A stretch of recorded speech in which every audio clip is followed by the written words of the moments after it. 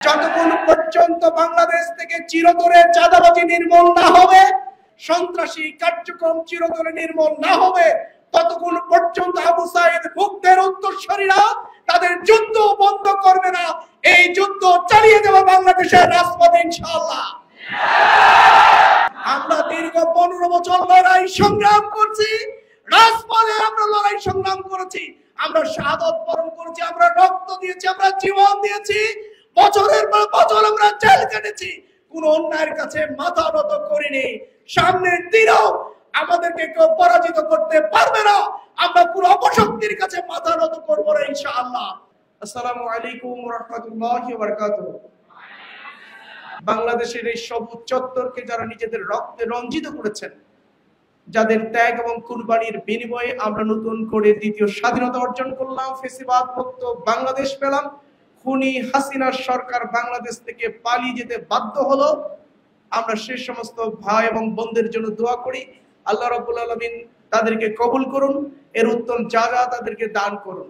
711 খ্রিস্টাব্দে 21 বছরের একজন টকবকে যুবক, নাম তার তারিক বিন জিয়াদ, যার নেতৃত্বে 7000 সৈন্যের একটি দল নিয়ে তিনি স্পেন বিজয়ের লক্ষ্যে তিনি উপনীত হয়েছিলেন স্পেনের উপকণ্ঠে, এবং সেই যুদ্ধে প্রাণপণ লড়াই করে তিনি সেখান থেকে বিজয় নিয়ে স্পেনের উপকণ্ঠে ইসলামের পতাকাকে উড্ডীন করেছেন, ইসলামের বিজয়কে নিশ্চিত করেছিলেন। 712 খ্রিস্টাব্দে ভারতীয় উপমহাদেশে 17 বছরের একজন টকবকে যুবকের নেতৃত্বে একটি বড় অভিযান পরিচালিত হয়েছিল, যে অভিযানে ভারতীয় উপমহাদেশের অধিকাংশ জায়গা মুসলমানদের নিয়ন্ত্রণে এসেছিল। সেই টকবকে 17 বছরের যুবকের নাম হলো মোহাম্মদ বিন কাসিম। এরপরে যদি আমরা আপনাদের ইতিহাস শোনাই, তাহলে 1453 খ্রিস্টাব্দে 18 বছর বয়সের একজন টকবকে যুবক, তরুণ, নাম তার উসামা ইবনে জায়েদ। আপনারা জানেন, মুতার যুদ্ধে 3 জন সেনাপতি শাহাদাত বরণ করেছিলেন। প্রথম সেনাপতি জায়েদ রাদিয়াল্লাহু আনহু, দ্বিতীয় সেনাপতি হলো হযরত জাফর বিন আবু তালিব রাদিয়াল্লাহু আনহু, তৃতীয় সেনাপতি হলো হযরত কি নাম আব্দুল্লাহ বিন রাওয়াহা রাদিয়াল্লাহু আনহু। এই 3 জন সেনাপতি পর্যায়ক্রমে সেখানে শাহাদাত বরণ করেছিলেন। এই যুদ্ধের পরবর্তী সময়ে আমাদের প্রিয় রাসূল, প্রিয় নেতা, এই যুদ্ধের শাহাদাত বরণকারী 3 সেনাপতির শাহাদাতের ঘটনার প্রতিশোধ নেওয়ার জন্য যে সৈন্যবাহিনী রেডি করলেন, যে যুদ্ধের প্রস্তুতি নিলেন, এই যুদ্ধের জন্য যিনি যাকে সেনাপতির দায়িত্ব দেওয়া হলো, মাত্র 18 বছরের একজন টকবকে তরুণ যুবক, নাম তার হলো হযরত উসামা ইবনে জায়েদ রাদিয়াল্লাহু আনহু। এইভাবে ইসলামের ইতিহাসে তরুণরা, যুবকরা ইসলামের বিজয় অর্জন করেছেন। বড় বড় যুদ্ধে তারা সেনাপতির ভূমিকা রেখে মুসলমানদের বিজয়কে ছিনিয়ে এনেছেন। এর পরবর্তী বাংলাদেশের ইতিহাস যদি আমরা পর্যালোচনা করি, তাহলে 1952 সালের যে ভাষা আন্দোলনের ইতিহাস জানি, এই ভাষা আন্দোলনের ইতিহাস রচনা করেছিল এদেশের তরুণ এবং ছাত্র ভাইরা, যারা নিজেদের তরতাজা রক্ত ঢেলে দিয়ে জীবনকে উৎসর্গ করে বাংলাদেশের মানুষের জন্য আন্তর্জাতিক মাতৃভাষা হিসেবে বাংলাকে ছিনিয়ে এনেছিল এদেশের তামাম তরুণ এবং যুবক ভাইরা। এরপরে 69-এর গণঅভ্যুত্থান, 71-এর স্বাধীনতা যুদ্ধ, মুক্তিযুদ্ধ, এবং পরবর্তী সময় যে স্বৈরাচার বিরোধী আন্দোলন হলো 81 থেকে 90 পর্যন্ত, এই আন্দোলনের মুখ্য ভূমিকা ছিল এদেশের ছাত্র সমাজ, এদেশের যুবকরা, এদেশের তরুণরা, যারা রাজপথে সংগ্রামী ভূমিকা পালন করে নিজেদের রক্ত ঢেলে দিয়ে নিজের জীবনকে উৎসর্গ করে বাংলাদেশকে ফেসিবাদ মুক্ত করেছিলেন, স্বৈরতন্ত্র মুক্ত করেছিলেন, এরশাদ মুক্ত করেছিলেন। সেই আন্দোলনের মূল কারিগর, মূল ভূমিকায় ছিল এদেশের ছাত্র সমাজ। এবং সর্বশেষ আমরা জানি, একেবারে আমাদের 16 বছর ধরে রাজনৈতিক দলগুলো যখন খুনি হাসিনা, ফেসিবাদী খুনি হাসিনার বিরুদ্ধে লড়াই সংগ্রাম করে যখন কাঙ্ক্ষিত সফলতা পেতে যখন ব্যর্থ হয়েছিল, তখন আবারও বাংলাদেশের মানুষের সামনে ত্রাণকর্তা হিসেবে দেশের ছাত্র সমাজের আবির্ভাব ঘটেছিল, যারা দীর্ঘ সময় নয়, মাত্র 1 মাসের লড়াই সংগ্রাম করে, আন্দোলন করে বাংলাদেশ থেকে খুনি হাসিনাকে বিতাড়িত করে নতুন করে আবার বাংলাদেশকে স্বাধীনতা নিয়ে আসলো। প্রিয় ভাই আমার, এইভাবেই যুগে যুগে তরুণরা, যুবকরা যখন কোন আন্দোলনের দায়িত্ব গ্রহণ করে, সেই আন্দোলন কখনো বিফলে যায় না, সেই আন্দোলন কখনো পরাজিত হয় না, সে আন্দোলন বিজয় অর্জন করেই করবে ইনশাআল্লাহ। প্রিয় ভাইরা আমার, আমরা আবু সাঈদের উত্তরসূরি, আমরা মুগ্ধের উত্তরসূরি। আগামী যে জাতীয় সংসদ নির্বাচন, আমাদের আবু সাঈদ এবং মুগ্ধরা আমাদেরকে শিখিয়ে গেছে বুকে খড়ি ধারণ করে অন্যায়ের কাছে মাথা নত না করার প্রত্যয় আমাদের কাছে শিখিয়ে গেছে। তারা শিখিয়ে গেছে আবু সাঈদ মুগ্ধ শেষ হয়নি যুদ্ধ। তারা যেই উদ্দেশ্য, যেই লক্ষ্যকে সামনে রেখে তারা যুদ্ধ শুরু করেছিলেন, নিজের জীবনকে উৎসর্গ করেছিলেন, সেই যুদ্ধ হয়তো সাময়িক, হয়তো স্থগিত হয়েছে, সাময়িক বিজয় হয়েছে, কিন্তু চূড়ান্ত বিজয় এখন পর্যন্ত আমরা পাই নাই। যতক্ষণ পর্যন্ত বাংলাদেশ থেকে চিরতরে চাঁদাবাজি নির্মূল না হবে, টেন্ডারবাজি চিরতরে নির্মূল না হবে, যতক্ষণ পর্যন্ত বাংলাদেশ থেকে সন্ত্রাস চিরতরে নির্মূল না হবে, যতক্ষণ পর্যন্ত বাংলাদেশ থেকে সন্ত্রাসী কার্যক্রম চিরতরে নির্মূল না হবে, ততক্ষণ পর্যন্ত আবু সাঈদ মুগ্ধের উত্তরসূরিরা তাদের যুদ্ধ বন্ধ করবে না। এই যুদ্ধ চালিয়ে যাবে বাংলাদেশের রাজপথে ইনশাআল্লাহ।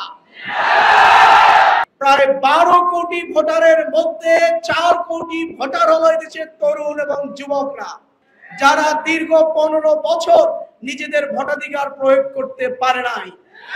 শুধুমাত্র তারা দেখেছে বিনা ভোটে নির্বাচিত সরকার, তারা দেখেছে দিনের ভোট রাতে দেওয়ার কালচার, তারা শুধুমাত্র দেখেছে আমি দামি নির্বাচনী ব্যবস্থা। এবার এই 3 ব্যবস্থাকে পরাজিত করে আগামীতে তারা একটি সুন্দর, গ্রহণযোগ্য এবং মানুষের জন্য একটি নিরাপদ নির্বাচনী ব্যবস্থা দেখতে চায়। এই জন্য ছাত্র ভাইদেরকে সজাগ থাকতে হবে, তাদেরকে সচেতন থাকতে হবে। নির্বাচনকে নিয়ে আবারও ষড়যন্ত্র চলছে। এক শক্তিকে আমরা পরাজিত করেছি, আরেকটি শক্তি কোনোভাবে চেরতনভাবে সেই আওয়ামী মার্কার নির্বাচন দেওয়ার জন্য তারা ষড়যন্ত্র লিপ্ত হয়েছে। এদেশের ছাত্র সমাজ আবু সাঈদ মুগ্ধের উত্তরসূরিরা বেঁচে থাকতে বাংলাদেশের সেই ফ্যাসিবাদের উত্তরসূরিদের আর কোন ষড়যন্ত্র বাস্তবায়ন হতে দেবে না। আগামী নির্বাচনে সন্ত্রাসকে না বলবে দেশের ছাত্র সমাজ। আগামী নির্বাচনে টেন্ডারবাজদেরকে না বলবে দেশের ছাত্র সমাজ। আগামী নির্বাচনে সন্ত্রাসকে না বলবে দেশের ছাত্র সমাজ। আগামী নির্বাচনে নব্য ফ্যাসিবাদদেরকে না বলবে দেশের ছাত্র সমাজ ইনশাআল্লাহ। যতক্ষণ পর্যন্ত সংস্কার হবে না, বিচার সংগঠিত হবে না, যতক্ষণ পর্যন্ত জুলাই সনদ বাস্তবায়ন হবে না, যতক্ষণ পর্যন্ত লেভেল প্লেইং ফিল্ড তৈরি হবে না, যতক্ষণ পর্যন্ত শহীদ এবং আহতদের ফ্যামিলির পুনর্বাসন হবে না, যতক্ষণ পর্যন্ত প্রবাসীদের ভোট নিশ্চিত হবে না, ততক্ষণ পর্যন্ত বাংলাদেশে কোন নির্বাচন এদেশের ছাত্র সমাজ মেনে নেবে না, নেবে না, নেবে না। এজন্য আগামী নির্বাচনে আমাদের দৃঢ় বিশ্বাস, এদেশের ছাত্র সমাজ যা চায়, বাংলাদেশ জামাত ইসলামী বাংলাদেশে তাই চায়। ছাত্র সমাজ এবং জামাত ইসলামীর চাওয়া যেহেতু এক, সুতরাং আগামী নির্বাচনে ছাত্র সমাজ জামাত ইসলামীর সাথেই থাকবে ইনশাআল্লাহ। এখন পর্যন্ত সংস্কারের কোন অগ্রগতি আমরা দেখিনি, বিচারের কোন অগ্রগতি আমরা এখন পর্যন্ত দেখিনি, লেভেল প্লেইং ফিল্ডের কোন আমরা অগ্রগতি দেখিনি। যেখানে এখন পর্যন্ত একটি রাজনৈতিক দলের নেতারা বলে আমাকে কেউ শপথ না দিলে আমি নিজে নিজেই শপথ নিয়ে সিটি কর্পোরেশনের মেয়রের চেয়ারে বসবো, সেই দেশে কিভাবে একটি সুষ্ঠু নির্বাচন হয় এদেশের মানুষ সেটি বুঝতে আর বাকি থাকে না। চাঁদাবাজি করতে গিয়ে ধরা খেয়েছে, হাতে নাতে ধরা গিয়েছে, তাদের কাছে টাকা পাওয়া গেছে। এরপরে ভ্রাম্যমাণ আদালত যখন তাদের বিরুদ্ধে যখন শাস্তিমূলক ব্যবস্থা নিয়েছে, তাৎক্ষণিকভাবে তাদেরকে যখন সাজা দিয়েছে, তাদেরকে যখন থানায় নিয়ে আসা হয়েছে, দেশের মানুষ বিস্ময়ের সাথে লক্ষ্য করলো রাতের বেলা অন্ধকারে সেই দলের সন্ত্রাসী নেতা কর্মীরা থানায় হামলা চালিয়ে সেই সমস্ত চাঁদাবাজ আসামিদেরকে সেখান থেকে ছিনতাই করে নিয়ে গেছে।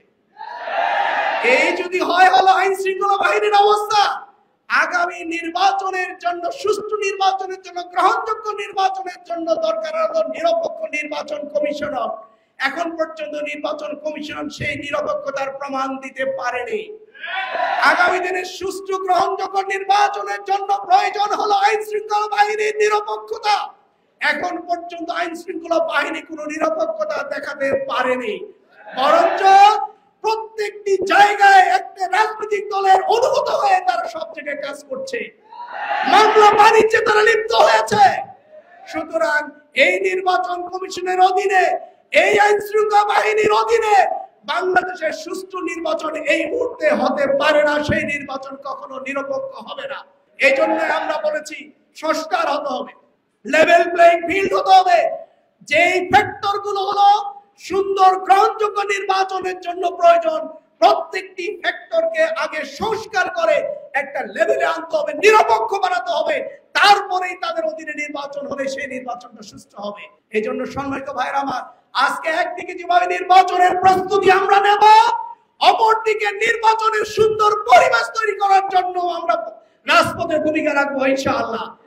আমরা দীর্ঘ 15 বছর লড়াই সংগ্রাম করছি, রাজপথে আমরা লড়াই সংগ্রাম করেছি, আমরা শাহাদত বরণ করেছি, আমরা রক্ত দিয়েছি, আমরা জীবন দিয়েছি, বছরের পর বছর আমরা জেল কেটেছি, কোন অন্যায়ের কাছে মাথা নত করিনি। সামনের দিনেও আমাদেরকে কেউ পরাজিত করতে পারবে না, আমরা পুরো অপশক্তির কাছে মাথা নত করবো না ইনশাআল্লাহ। তাই আসুন আগামী দিনে সুন্দর গ্রহণযোগ্য ইলেকশনের পরিবেশ তৈরি করার জন্য সংগঠনের পক্ষ থেকে 19 জুলাই ঐতিহাসিক সোহরাওয়ার্দী উদ্যানে যে জাতীয় সমাবেশের ডাক দেওয়া হয়েছে, এই জাতীয় সমাবেশ শুধুমাত্র সোহরাওয়ার্দী নয়, পুরো ঢাকা মহানগরী জুড়ে সমাবেশে পরিণত হবে ইনশাআল্লাহ। এবং এই সমাবেশের মধ্য দিয়ে আমরা বর্তমান অন্তর্বর্তীকালীন সরকার এবং সকল রাজনৈতিক দলগুলোকে আমরা বুঝিয়ে দিতে চাই, আগামীতে যদি সুষ্ঠু গ্রহণযোগ্য নির্বাচনের পরিবেশ তৈরি না হয়, তাহলে বাংলাদেশে কোন ধরনের নির্বাচন করতে দেওয়া হবে না ইনশাআল্লাহ। সবাইকে সে ব্যাপারে উদ্যোগ নেওয়ার জন্য সচেতন থাকার উদাত্ত আহ্বান জানিয়ে আমি আমার কথা শেষ করছি। আসসালামু আলাইকুম ওয়া রাহমাতুল্লাহ।